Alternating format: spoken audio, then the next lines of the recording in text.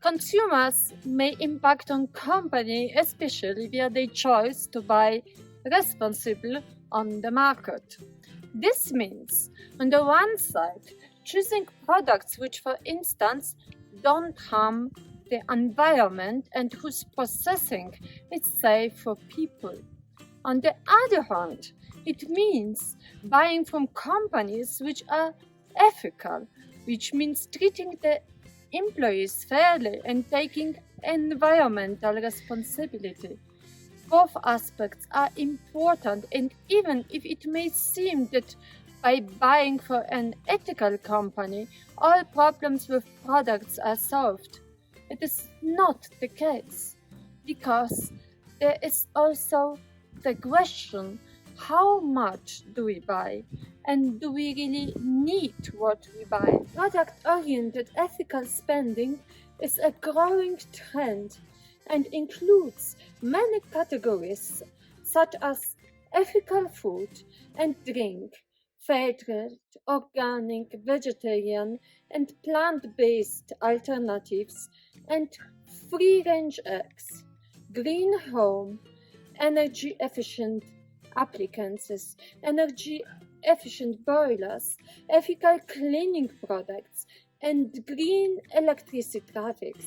Eco-travel, like this, and transport. Eco-travel measured primarily by sales of alternative fuel vehicles and ethical clothing, vintage and second-hand clothing.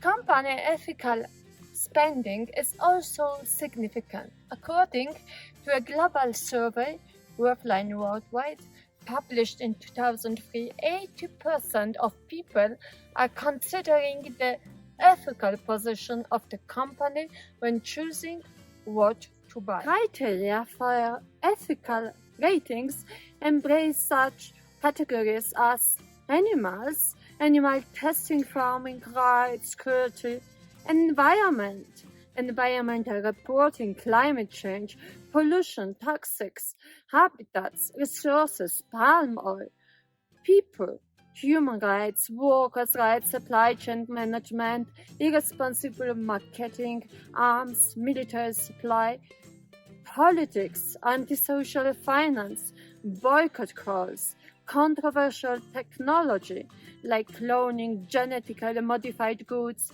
political activity, sustainability, company ethics, product sustainability, organic, fair trade, energy efficient, vegan, vegetarian products. Look at the homepage for examples of these categories and find the ones which are guiding your consumer behavior or that of your family and friends. However, LeBaron raises awareness of the many limits of the ethical certification of a company. If the structure of the market fails, there's no difference between a certificated and not certificated company when it comes to the abuse of workers' rights at the end of the supply chain.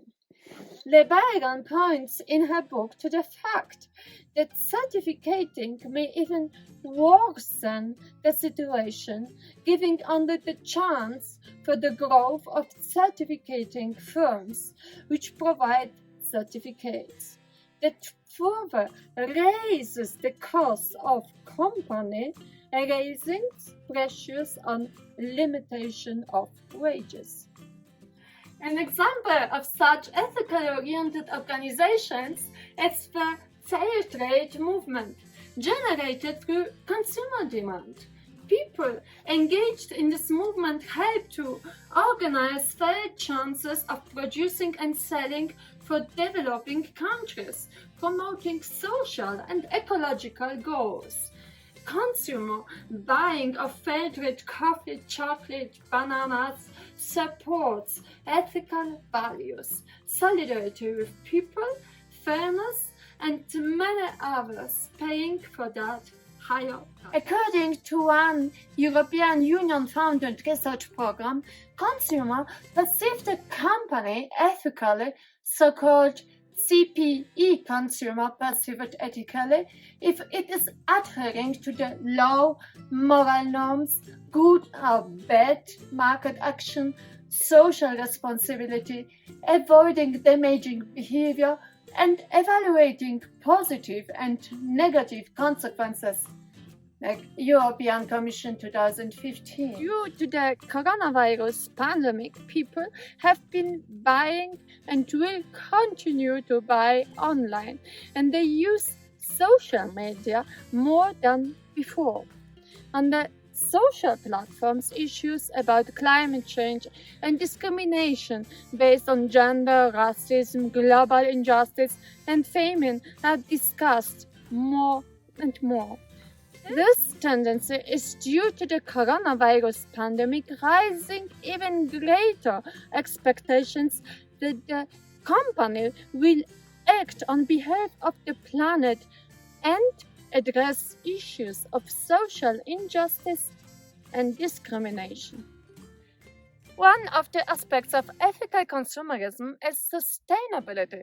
According to the Global Consumer Survey 2020, consumers mainly expect the government to undertake actions on behalf of sustainability, 42%. However, almost 20% still expect this action of themselves, and from the producer, 15% too.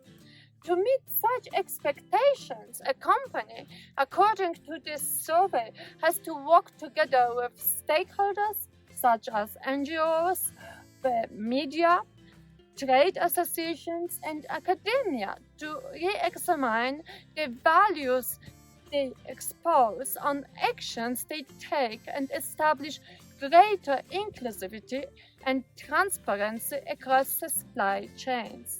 If the structure of the market is not sound, customers are limited in their ethical choice. The previously mentioned falling share of wages in GDP is responsible for less purchasing power in many households. These households may be motivated to buy as cheaply as possible, not looking at the social or ecological impact. On the other hand, higher wages could make customers more responsible in their choices. So the important role of the consumer sovereignty and the impact is limited. This is due to the limited income they have, or to the information available, or to the impact of the society and its culture. For instance, you use an old diesel car because you can't afford another. You use the car and not public transport because there is insufficient or unreliable public transport. You may consider biking too, but again, what if there are no bike routes or bike-safe roads at all? You may use a car and not a bike, not knowing of a car's negative impact, or because all of your friends have a car and lacking one may make you feel badly.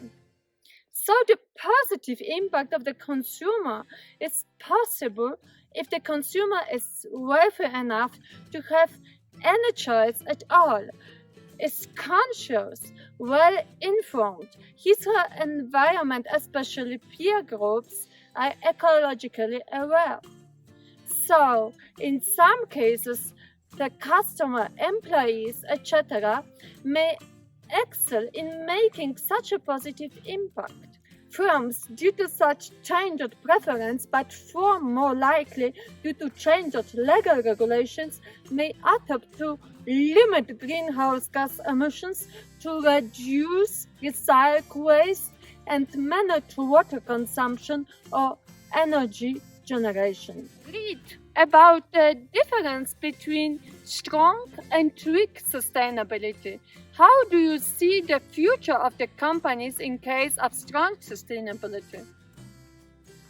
What is the ethical consumerism? How and why it is growing? What do these or other reports reveal? Has the coronavirus pandemic modified the role of consumers As moral drivers, what are your thoughts and experiences?